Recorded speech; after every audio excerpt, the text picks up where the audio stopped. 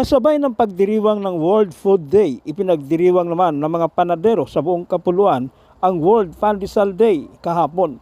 Libo-libong katao ang nabiyayaan ng libreng pandesal na ginanap sa Kamuning Bakery sa lungsod ng Quezon. Umaga pa lamang ay nakapila na ang mga suki ng nasabing bakery.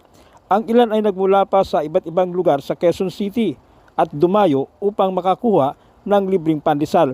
Ayon sa Filipino-Chinese na si Wilson Lee, may-ari ng Kamuning Bakery, ito ang ika-9 na taon na ipinagdiriwang ang World Pandesal Day na ang layunin ay upang lalo pang makilala ang pandesal na gawang Pinoy. Sinabi ni Lee na ang pamamahaging ito ng pandesal ay bilang pagbabalik ng biyayang natamo nito sa loob ng isang taon. First time niyo pumila? First time po lang po Taga saan po kayo? sa Gayaron. Ano oras pa kayo rito? Alas 4:30 po. Aga nyo naman. Kasi alam mo na, maraming pipila. Kaya unahan nyo na sila. Kung masasabi nyo ngayong araw ng pandesal. Okay po. Nakakatulong po sila na sa kapwa. Maganda po yung nila, layunin na magbibigay po ng pagkain sa ibang kasi lahat po ng mga dito, more po ang homeless. Maraming homeless po dito. Kung yun po yung binibigay nila po, mas maganda po, nakakatulong sila sa kapwa. Kasi po yun, parang gumagawa ka ng kabutihan sa kapwa. Mayroon po tayong sa Panginoon. Ano ang mensahe mo dun sa taong nagbibigay ng pandesal ngayon? Maraming salamat sa kanya dahil po siya po ay napakabuti at big heart po siya. Mabuting tao siya. Nawa ay ibibless siya palagi ng Panginoon. Nang nabili ko tong Kamuning Bakery Cafe, naisip ko, isang araw sa isang taon, mamimigay kami ng libreng tinapay. Parang thank you sa mga customer, thank you sa lahat ng kapitbahay namin na sumusuporta sa bakery since 1939. So parang thank you namin, thank you to ng Kamuning Bakery sa buong society, buong lipunan, sa walang hintong suporta since 1939.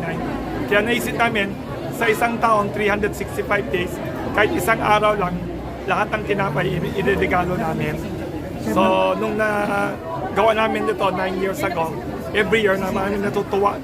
So, tinutuloy namin every year. Noong bisperas ng World Pandesal Day, maraming tao naman ang nakibahagi dahil isinabay naman ng Federation of Filipino-Chinese Chambers of Commerce and Industry o FFCCI at Chinese General Hospital ang kanilang medical, dental at optical mission.